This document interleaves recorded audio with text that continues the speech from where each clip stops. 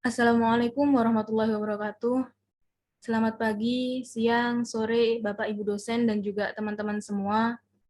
Sebelumnya perkenalkan kami dari kelompok 6 IKM A 2021. Pada kesempatan kali ini kami akan mempresentasikan hasil dari makalah kami dengan tema Bioetik Kesehatan Masyarakat dalam Kerangka Berpikir Islam. Pada kesempatan kali ini, kami akan membahas mengenai relevansi tindakan bioetik, yaitu aborsi, dan kaitannya dengan perspektif Islam. Kemudian, ini terdapat nama-nama dari kelompok kami, nama-nama anggota dari kelompok 6, yaitu Nungki Dwi Andra Aulia, Eva Putri Ramdhani, Cinta Putri Hidayati Utami, Fiska Arjianti, Miftahul Khairiyah, Iza Safira, Andini Septia Cahyani, dan kemudian yang terakhir yaitu ada Rosa Sita Yasmin Wijaya. Kemudian di sini terdapat bab 1 yaitu pendahuluan. Yang pertama, latar belakang. Islam itu merupakan agama yang suci yang dibawakan oleh Rasulullah SAW sebagai rahmat untuk semesta alam. Ajaran Islam itu sangat mementingkan pemeliharaan terhadap 5 hal, yaitu agama, jiwa, akal, keturunan, dan juga harta. Setiap makhluk hidup itu memiliki hak untuk menikmati kehidupannya.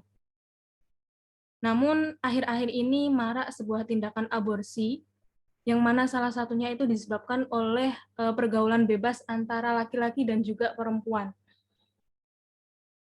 Kemudian pergaulan bebas ini mengakibatkan banyak wanita yang hamil di luar pernikahan.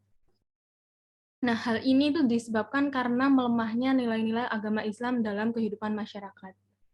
Aborsi bukan lagi menjadi masalah bagi individu, melainkan masalah sosial karena tidak hanya menyangkut kesehatan perempuan, tetapi juga menghasilkan dampak serius terhadap situasi demografis di seluruh negeri. Kemudian datanglah sebuah bioetika dalam kedokteran. Nah, kemudian apa sih bioetika itu? Bioetika itu merupakan rambu-rambu ataupun aturan dalam mengontrol berbagai perkembangan riset biologi modern dan mencegah kerusakan tatanan kemanusiaan. Nah, kemudian dasar ilmu agama itulah yang kemudian relevan dengan aborsi. Pada dasarnya, ilmu pengetahuan dan juga teknologi itu seharusnya berfungsi untuk mengembangkan nilai-nilai kemanusiaan. Jadi bukan untuk menghancurkan nilai-nilai tersebut.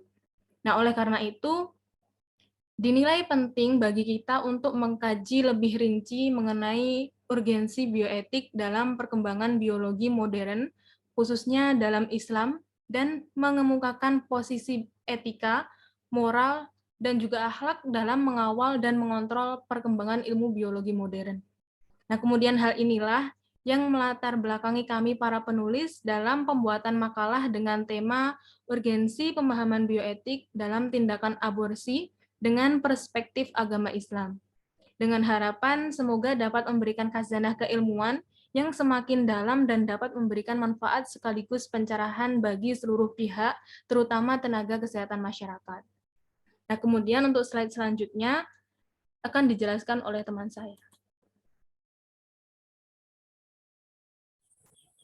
Baik, selanjutnya yaitu rumusan masalah tentang topik yang kita bahas, yaitu yang pertama adalah apa yang dimaksud dengan bioetik, yang kedua adalah apa saja prinsip dasar dalam bioetik, bagaimana bioetik dalam perspektif Islam, bagaimana kaidah bioetik dalam Islam, apa yang dimaksud dengan aborsi, apa saja jenis-jenis aborsi, apa saja akibat yang ditimbulkan dari tindakan aborsi, bagaimana aborsi dalam perspektif hukum Islam, bagaimana tinjauan yuridis tentang aborsi, dan bagaimana pandangan Islam terhadap aborsi.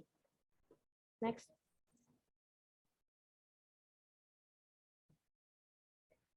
Serta selanjutnya yaitu tujuan dari topik yang kita bahas, yaitu yang pertama untuk mengetahui yang dimaksud dengan bioetik, untuk mengetahui prinsip dasar dalam bioetik, untuk memahami bioetik dalam perspektif Islam, untuk memahami kaidah bioetik dalam Islam, untuk mengetahui yang untuk mengetahui jenis-jenis aborsi, untuk mengetahui akibat yang ditimbulkan dari tindakan aborsi, untuk memahami aborsi dalam perspektif hukum Islam, untuk memahami tinjauan yuridis tentang aborsi, serta untuk memahami pandangan Islam terhadap aborsi. Next. Selanjutnya yaitu manfaat dari penulisan ini, yaitu adalah diharapkan dapat menambah wawasan dan pengetahuan pembaca tentang pengertian dari bioetik, penerapannya dalam bidang kesehatan, serta kaidah bioetik dalam sudut pandang Islam. Selain itu, diharapkan makalah ini juga dapat memberikan khasanah keilmuan yang semakin dalam dan dapat memberikan manfaat sekaligus pencerahan bagi seluruh pihak, terutama tenaga kesehatan masyarakat yang nantinya akan terjun langsung di lingkungan masyarakat.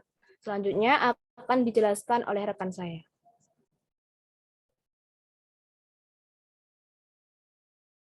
Selanjutnya yaitu definisi bioetik. Bioetik berasal dari bahasa Yunani, bios yang artinya hidup, dan etos yang artinya adat, kebiasaan, dan karakter. Menurut Samuel Gorovitz dalam Shannon 1995, bioetik didefinisikan sebagai penyelidikan kritis tentang dimensi-dimensi moral dari pengambilan keputusan dalam konteks yang berkaitan dengan kesehatan dan konteks yang melibatkan ilmu-ilmu biologi. Berdasarkan berbagai pendapat menurut para ahli mengenai pengertian bioetik, maka dapat dipahami bahwa bioetik bukanlah suatu disiplin ilmu, namun lebih kepada penerapan etika, moral, bahkan hukum, dan nilai sosial ke dalam pembahasan ilmiah biologi.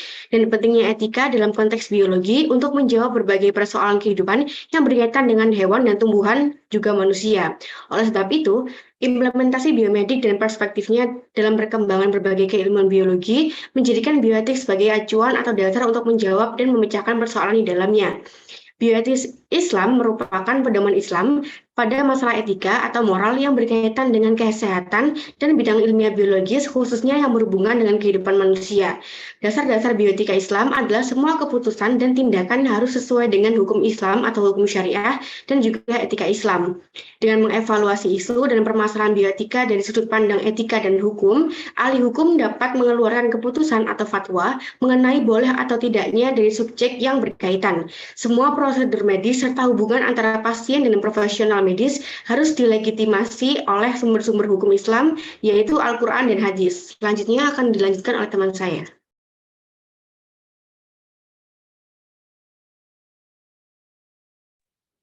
Baik, selanjutnya ada prinsip bioetik. Dalam bidang kesehatan, prinsip bioetik dikemukakan oleh Tom L. Bacon dan James F. Childress dengan sebutan Principle of Biomedical Ethics. Setelah semua hukum etis disepakati bersama, prinsip bioetik sebagai kaidah dasar moral para dokter dan tenaga kesehatan menjalankan kewajibannya terdiri dari beberapa prinsip berikut ini. Yang pertama, ada prinsip otonomi atau diartikan sebagai menghormati dan menghargai hak pasien. Yang kedua, ada prinsip beneficence yang artinya mengutamakan tindakan baik kepada pasien. Yang ketiga, ada prinsip non-maleficence yang artinya melarang terhadap pasien. Dan yang keempat, ada prinsip justice yang artinya mengutamakan keadilan terhadap pasien tanpa pandang bulu, dalam arti tidak memandang berbeda.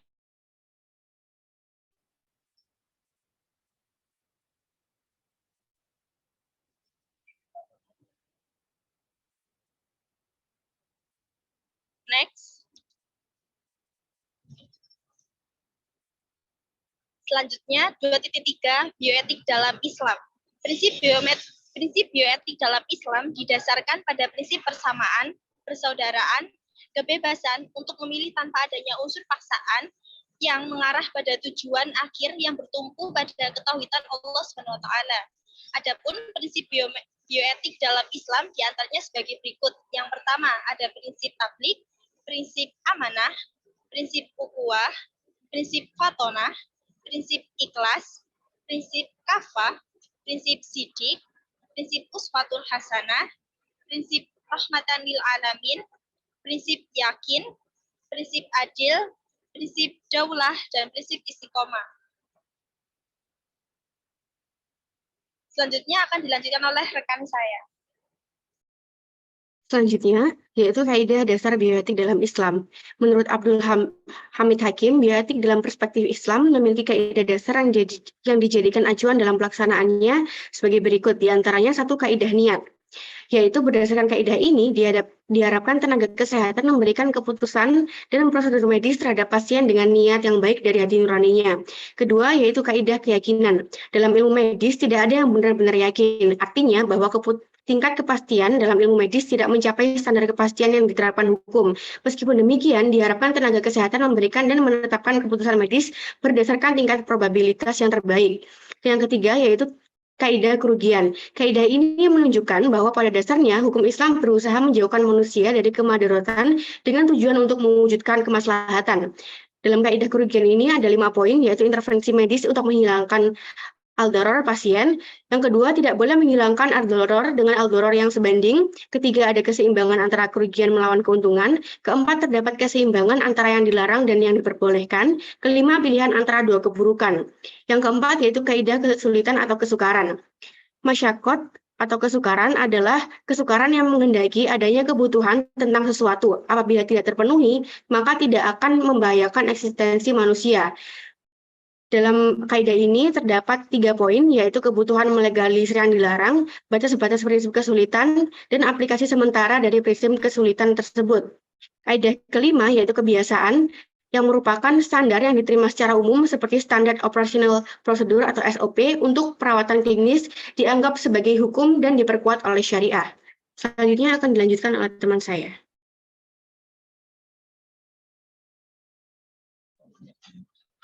Baik, selanjutnya 2.5 aborsi. Definisi aborsi. Secara etimologis, aborsi berasal dari bahasa Latin yakni abortus dan bahasa Inggris yakni abortion yang artinya keguguran atau gugur kandungan. 8 dalam kutipannya Saifullah 2011. Dalam bahasa Arab, aborsi disebut sebagai ijhad yang artinya membuang, melempar, atau menjatuhkan. Aborsi adalah suatu tindakan yang bertujuan untuk mengakhiri waktu kehamilan sebelum tiba kelahiran secara alami dalam kurun waktu 20 minggu dengan cara janin digugurkan atau mengeluarkan janin yang ada di dalam perut. Dalam segi hukum, tindakan aborsi dikategorikan menjadi 2, yakni aborsi yang diperbolehkan dan tidak diperbolehkan secara medis dan juga syariat yang berlaku. Selanjutnya akan dilanjutkan oleh rekan saya.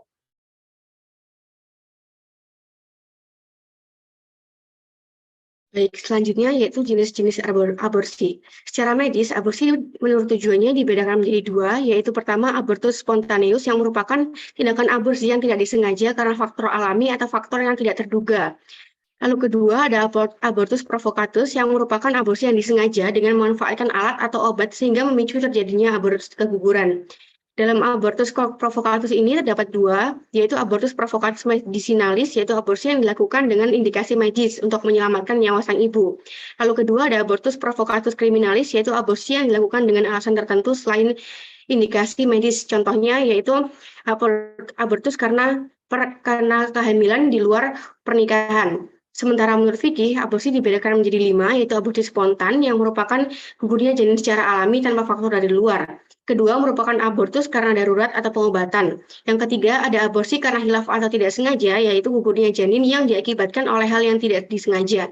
Yang keempat, yaitu aborsi yang menyerupai kesengajaan. Misalnya, keguguran yang disebabkan oleh kekerasan yang dilakukan oleh suami terhadap istrinya, sehingga menyebabkan sang istri mengalami keguguran. Yang kelima, yaitu aborsi yang disengaja dan terencana, yaitu tindakan aborsi yang memang disengaja dan direncanakan dengan melakukan tindakan-tindakan yang dapat menggugurkan kandungannya. Next slide.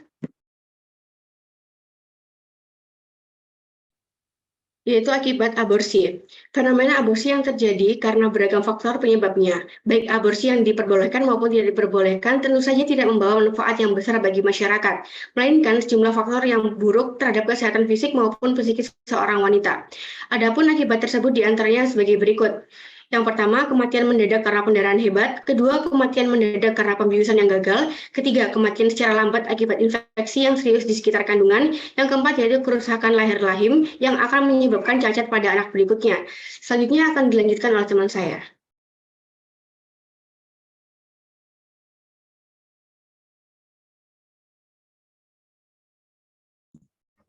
Selanjutnya, aborsi dalam perspektif hukum Islam. Dalam bahasa Arab, aborsi disebut dengan al-ijhad dan al-isqat al-alham. Adapun aborsi isqat al-hamil dalam pengertian terminologis adalah pengguguran janin yang dikandung perempuan dengan tindakan tertentu sebelum sempurna masa kehamilannya, baik dalam keadaan hidup atau mati sebelum si janin bisa hidup di luar kandungan, namun telah berbentuk sebagian anggota tubuhnya. Next slide.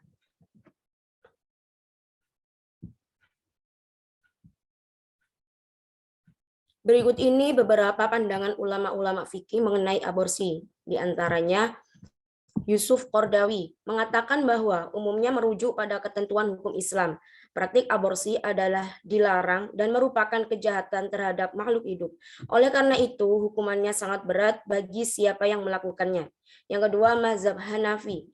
Mazhab Hanafi membolehkan pengguguran kehamilan kandungan sebelum kehamilan berusia 120 hari dengan alasan belum terjadi penciptaan. Dan yang ketiga, ulama lain dari mazhab Hanafi. Pandangan sebagian ulama lain dari mazhab ini hanya memperbolehkan sebelum kehamilan berusia 80 hari dengan alasan penciptaan terjadi setelah memasuki tahap mudghah atau janin memasuki usia 40 hari kedua. Dan yang keempat, mayoritas ulama Hanabilah.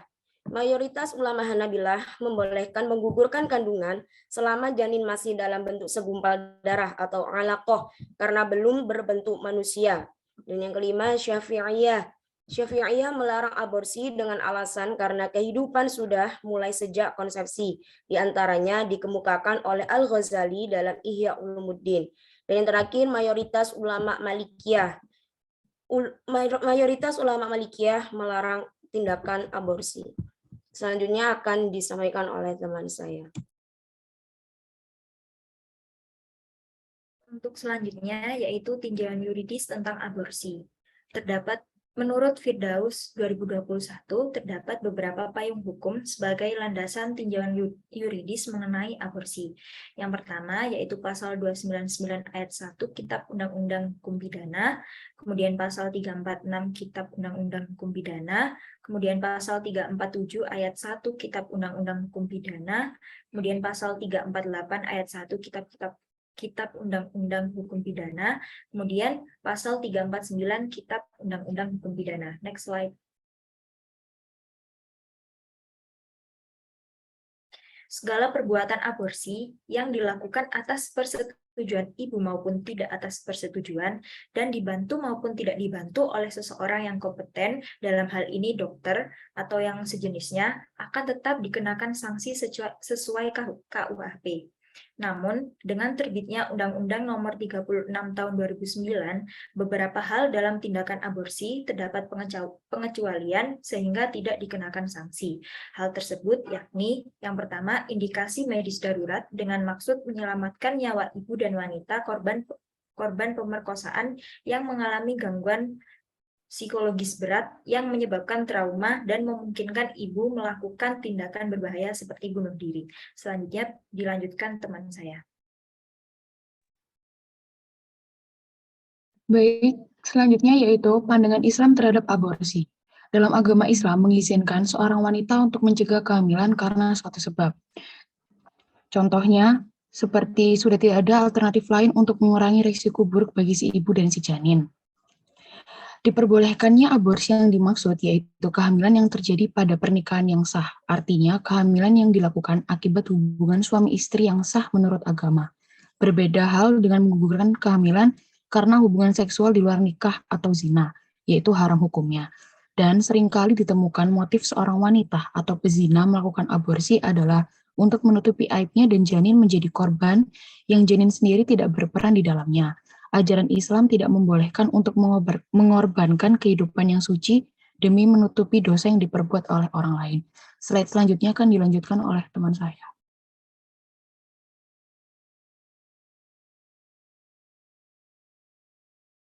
Selanjutnya penutup yang pertama ada kesimpulan. Jadi dapat disimpulkan bahwa aborsi ini atau dalam bahasa Arabnya isqat al-alham memiliki pengertian menurut terminologi yaitu pengguguran janin dengan tindakan tertentu yang mana masa kehamilannya ini masih belum sempurna. Nah, terdapat perbedaan pandangan antara para ulama fikih terkait aborsi. Selain perspektif hukum juga hukum Islam juga terdapat tinjauan yuridis yang membahas tentang aborsi, diantaranya pasal 299 ayat 1, pasal 346, pasal 347 ayat 1, pasal 348 ayat 1, pasal 349 Kitab Undang-Undang Hukum Pidana. Next.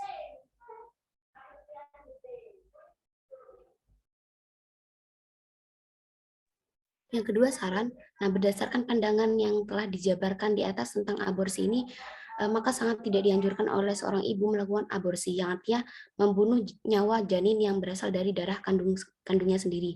Apalagi jika janin itu sudah ditiupkan ruh oleh Yang Maha Kuasa.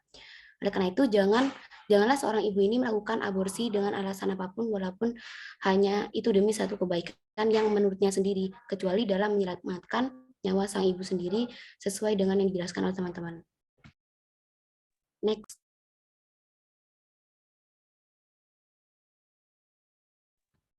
Berikut daftar pustaka yang kami gunakan dalam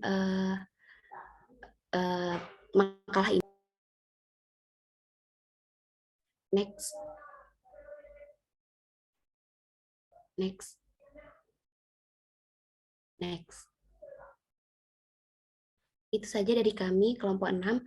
Kurang lebihnya mohon maaf. Apabila ada kata salah, mohon maaf, karena kesalahan itu datang dari kami sendiri, dan kebenaran itu hanya milik Allah SWT.